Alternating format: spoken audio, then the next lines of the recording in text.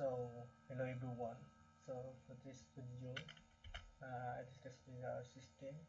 So, shall if before we start, sir, uh, ako na kon na add na ako na buhat sa imong ginote sa ako sir is ang katulang ang improve more features and functionality and kuan looping function and improvement the code reliability.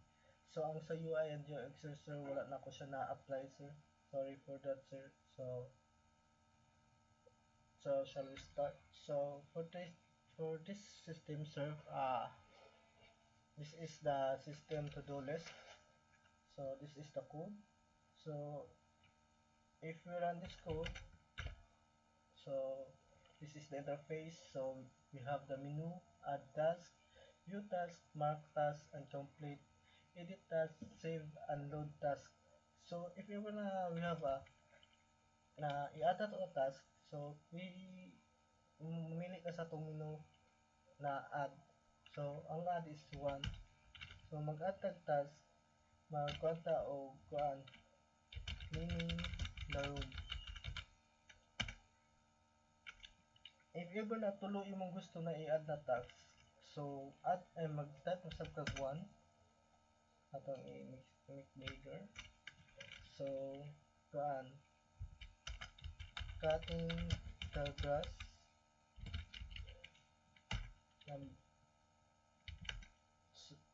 kuan cleaning the room.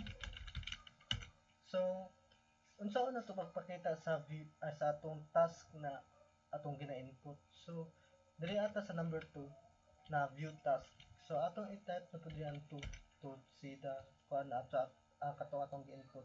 So mao ni cleaning the room kuan the class. So ang kani siya is for the char lang ni siya for like loading ana nag-add ko ani for the kuan siya features like ang gidungagan.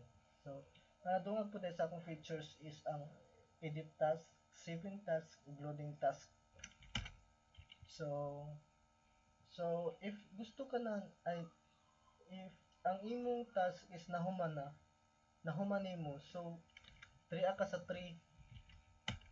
So na-enter the task is mark as complete. So katong 1 of 3 na imong kuan na add na task kanina, pwede na to mawala gamit ang number 3 na kuan mark as completed. So atong na complete is kaning cutting the grass. So atong butang ang number 2. So na kuan na nakabutan rin na cutting the grass mark as completed. So atong i-view na pud otro kung naapabayapon to siya na kuan task. So wala na siya cutting the grass, wala na. So for the editing na menu diri sa edit na task. So number 4 na sub nimo siya. Kung gusto ka na otrohon nimo ang katong task na imong kuan. So 4. So asa ang imong i-editon ani. So we say it number 2. So atong butang sa number 2 diri. So enter the new task. So magunsa man ta cleaning the CR. So nara. So ato na pong i-view na siya kung na-change pa gyud yung list sa atong kuan task. So view. So nara siya na clean na siya ang kuan na otro nato siya ang kuan cleaning the room na otro siya og cleaning the CR. So okay. So sa kaning save the task, ito na to siya, save the task. So focus continue, task is saving. So save na to siya for kuan siya. So ang loading the task is successfully loading. So that's it. So number 7 is accept. So mora. So for the kuan sa code, explanation sa code. So So kanina ko kani kani is mo ni nag-define tag name sa to-do list. Nag-define tag name na to-do list. O kanina class is mo ni kaning int ganing int o kaning int self ay open close and with icon open close na isulod na self is kanina method is mo ni ang mo initialize as a empty list. Mo ni mo code sa task na atong gina-store sa to-do list. So ang kani po na kuan line of code is mo ni ang kani na method ring add task. Mo ni siya ang mudungag sa atong task list. Also mo print siya og confirmation message. So kani subnat kuan kanina line of code is mo ni ang ina method is mo ni mo view task mo print sa atong all the tasks na gilist ug mo list pod sa og empty sa iyahang print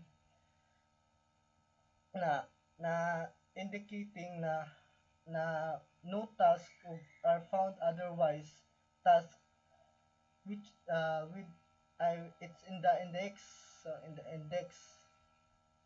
so sa man ang kanina po na line of code is mao na sab ni amo define sa mark completed iyang i-remove ang completed task na sa list ang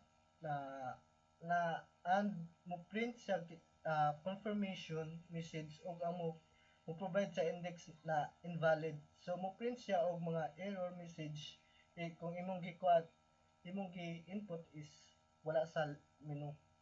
So kanina sab na kanina line of code is mo ni ang mo edit og task mo ni ang mo allow sa editing na task sa iyang specific index. So if the index is invalid, so mo update sa task as the index with a new task. So unsa pa man so ang kanina code so ang kanina code is mo ni ang mo save sa task and current na list na atong gi-input. So kanina task is mo ni ang each task na mo new line is mo ni ang file list na atong na save successfully. So ang kanina line sub is mo ni ang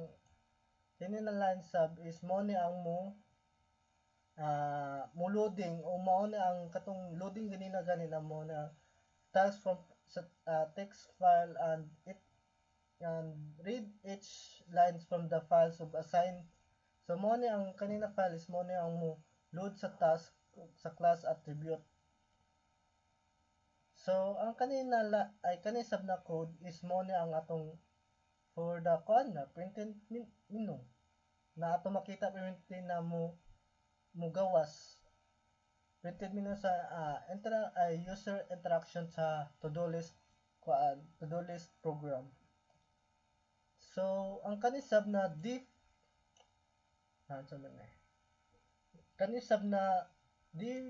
kani mo ni ang clear screen mo ni ang clear sa atong screen uses the escape sequence na kaning kani mo na mo clear sa screen. So ang kanina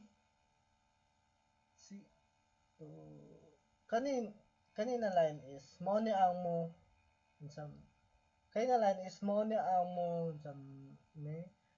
ni ang main function tibali sa atong sa atong clear na console screen. So dili mo na main function sa initialization sa instance of to-do list class. So enter a loop for use the interaction to mo ni ang mo display menu take a user input and repeat until the user choose to exit. Mo ni siya ang purpose. So, ang kanina code sub is mo na dayon ni amo inside the loop og mo kuan mo magbasa sa user og basa sa user na choices mo ni amo corresponding method sa atong to-do list class. Ginapakita ang mga corresponding method sa to-do list such as a saving task o exiting the program. So that's it, sir. This is the this is my system to-do list, and thank you, sir.